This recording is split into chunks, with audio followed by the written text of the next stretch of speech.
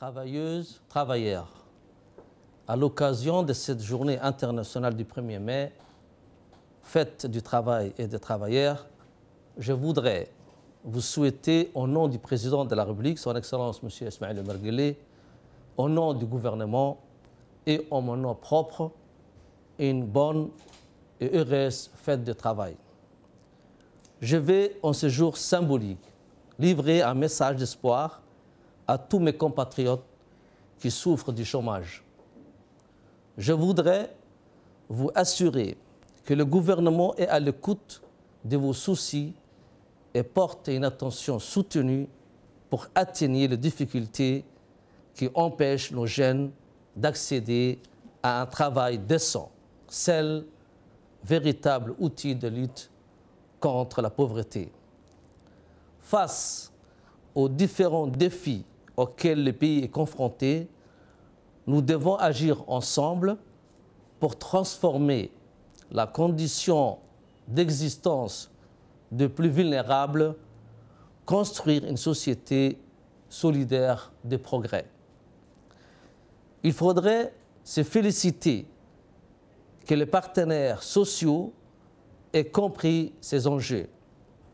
Je saisis cette occasion pour rendre un hommage aux représentants des travailleurs et des employeurs pour la qualité du dialogue et la confiance qui s'est installée entre les partenaires. Ainsi, nous avons relancé les activités du CONTES, instance tripartite du dialogue. Je remercie tous les membres pour l'énergie mise en œuvre, le travail réalisé, la tenue et la réussite des séances plénières. En matière de politique sociale, l'année a été riche en événements. L'action du ministère du Travail s'est traduite par des avancées sociales concrètes. J'en citerai que les plus marquantes. 10 projets de textes d'application du Code du travail ont été étudiés et adoptés par le CONTES. Des amendements de certaines dispositions du Code du travail ont été également approuvés pour rendre plus lisible cet outil juridique. Un avis favorable a été émis sur un projet de texte qui vise l'intégration des personnes en situation de handicap à travers l'institution de quotas à l'emploi. Le conseil d'arbitrage a été mis en place et permettra le règlement des conflits collectifs du travail. Les travailleurs vont bénéficier de droits aux prestations familiales pour 6 enfants à charge. Les efforts sur le chantier de la réforme de l'administration ont été centrés sur les attentes de la population. L'année 2016 a été placée sous les signes de l'amélioration du service public aux citoyens. À travers l'initiative de déclaration de service aux citoyens, mon département a cherché à collecter au plus près des besoins exprimés par la population pour rendre le service public plus efficient. Des chartes d'éthique professionnelle d'engagement à fournir un service public de qualité ont été ratifiées par 10 ministères et la médiature. Nous avons établi l'implantation des déclarations de services aux citoyens comme la priorité des priorités. En matière d'administration du travail, nous avons entrepris des actions pour lutter contre le travail clandestin grâce à la mobilisation de l'équipe conjointe de l'inspection du travail, de la CNSS et de l'ANEFIP. Les contrôles ont été intensifiés pour une meilleure régulation de la main-d'œuvre étrangère employée illégalement. Pour mieux investir ce domaine, l'inspection du travail sera renforcée en moyens matériels et humains. Un projet de création d'un corps des inspecteurs est en cours d'élaboration pour constituer une ressource humaine affectée à la réglementation du marché du travail. L'inspection du travail sera déconcentrée afin de mieux prendre en compte les besoins de dialoguer avec les régions. En matière de protection sociale, les retraités ont été revalorisés. Les portions précédemment subies sur les pensions ont été intégralement abrogées.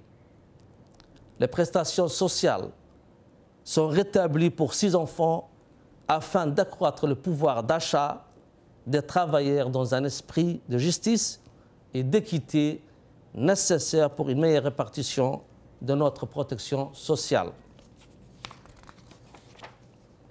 La CNSS poursuit son effort d'extension de l'assurance maladie universelle, notamment pour rendre opérationnel le volet programme d'assistance sociale de santé appelé PASS, pour lutter contre les inégalités d'accès aux soins pour les plus démunis.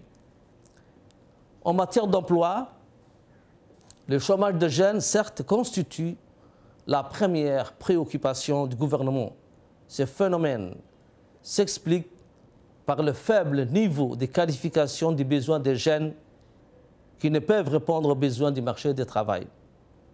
Nous devons agir sur tous les leviers permettant l'amélioration de l'employabilité des jeunes en stimulant l'apprentissage pour atténuer l'inadéquation entre la formation et l'emploi. Nous devons agir sur tous les leviers permettant l'amélioration de l'employabilité des jeunes en stimulant l'apprentissage pour atténuer l'inadéquation entre la formation et l'emploi. Le gouvernement a placé quelques espoirs dans les SCEP qui accompagnent la vision 2035 et qui impulsent un nouveau modèle de développement économique. Nous souhaitons que la croissance économique reste à un niveau suffisamment élevé pour soutenir la création d'emplois. Grâce à un partenariat public-privé, le ministère du Travail a mené des actions d'insertion pour 140 jeunes issus de la ville de Djibouti et des 5 régions à travers un appui de la coopération japonaise. Il convient désormais de maintenir et de développer les liens noués avec les partenaires économiques pour renouveler ces initiatives d'insertion en faveur des jeunes à travers une mise en place de contrats de professionnalisation et des programmes d'amélioration d'employabilité. 100 chauffeurs ont été recrutés au Qatar dans le cadre d'une convention d'échange en main-d'œuvre conclue avec ce pays. Un répertoire opérationnel des métiers et d'emplois qui recense et décrit tous les métiers de l'économie nationale sera élaboré. Cet outil va améliorer le système d'information du marché du travail et va compléter les activités de l'Observatoire d'emploi et de qualification mises en place à l'ANEFIB.